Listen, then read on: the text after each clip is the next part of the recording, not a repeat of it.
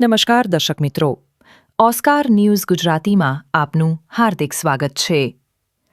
સમાચારમાં વાત કરીએ તો મંજલપુર ભવન સ્કૂલ સર્કલ પાસે નશામાં ચૂર નબીરાએ પોતાની લેન્ડ રોવર ફ્રીલેન્ડર કાર રોંગ સાઈડે હંકારી લઈ ટ્રાફિક પોલીસ સાથે હાથાપાઈ તથા ગાળાગાળી કરી દાદાગીરી કરનાર ઇસમનો સોશિયલ મીડિયામાં વાયરલ થયેલ વિડીયો આધારે ગણતરીના કલાકોમાં પકડી કાયદેસરની કાર્યવાહી કરતી મંજલપુર પોલીસ આરોપીનું નામ દેવેન્દ્રસિંહ હરિસિંહ સિંધા હાલ રહે E501 સત્વ અરોમા ફ્લેટ સાંઈ ચોકડી પાસે મંજલપુર વડોદરા મૂળ રહે નવાબજાર સ્વામિનારાયણ મંદિર પાસે તાલુકો કરજણ જિલ્લો વડોદરા.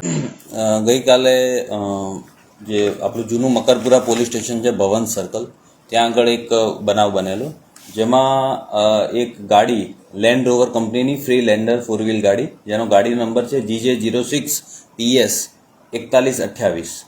આ ગાડીના ચાલક દેવેન્દ્રસિંહ હરિસિંહ સિંધા નવો સુસેન સર્કલથી જે જૂના મકરપુરા પોલીસ સ્ટેશન તરફ આવી રહ્યા હતા ત્યારે તેણે આ સર્કલ પાસે એક બાઇક ચાલક સાથે અકસ્માત કરેલ.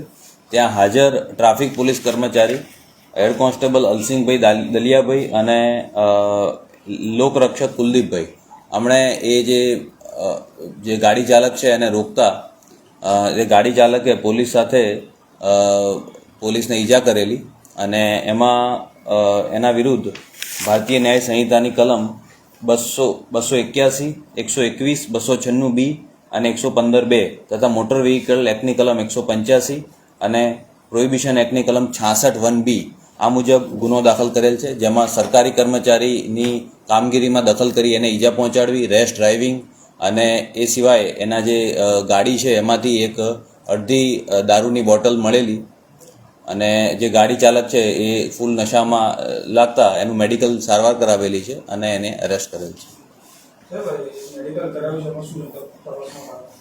એ મેડિકલ રિપોર્ટ થોડા સમય પછી આવે છે.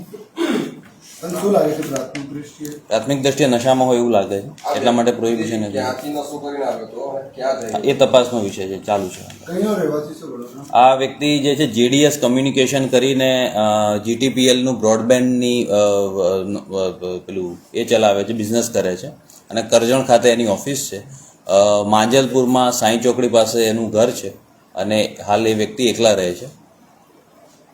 કેટલા ઇસમોએ એમના ઉપર પણ મારામારી કરી હતી, તો શું એ સંદર્ભમાં પણ તપાસ થવાની? હા, એ તપાસ કરીશું. પબ્લિકે પણ એને માર્યું છે. હા, એ તપાસ કરીશું.